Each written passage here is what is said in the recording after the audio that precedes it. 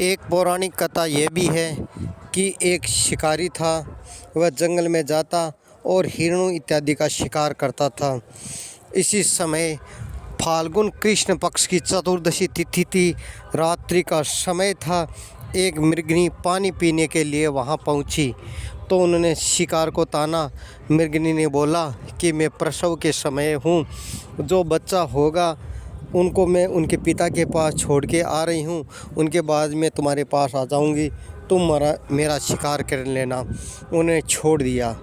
उनके बाद में थोड़ी देर बाद में दूसरी मृगनी आई और जैसे ही उन्हें धनुष को ताना, मृगनी ने बोला कि हमारे साथ हमारे छोटे बच्चे हैं, इनको उनके पिता के पास छोड़ के आ रही हूँ। वापस तुम्हारे पास आ जाऊँगी और तुम मेरा शिकार कर लेना।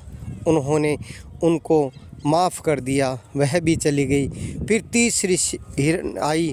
उन्होंने जैसे ही प्रत्यंचा को खींचा, उन्होंने कहा कि मैं बहुत कामुक हूँ, मैं मेरे पति से संतुष्ट होकर वापस आ रही हूँ, उनके बाद में आप मेरा शिकार कर लेना।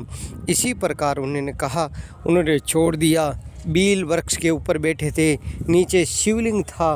उन्होंने बेल पत्र को तोड़ा और जैसे डालते रहा और पूरी रात्रि बीत गई। इसी प्रकार उन्हें शिवरात्रि के 4 पहर की 4 पूजा भी हो गई और उनका मन भी परिवर्तन हो गया भोलेनाथ की कृपा से। इसी प्रकार की भोलेनाथ की अपार कृपा होती है। महाशिवरात्रि को रात्रि को जागने से भोलेनाथ की अपार कृपा होती है। 4 पैर का जो पूजा करता है उनका तो कहना ही क्या, युगों युगों का पाप समाप्त हो जाता है। आप ज़रूर रात्रि को पूजा करें, शिव की आराधना करें। बोले शंकर भगवान की जय हो।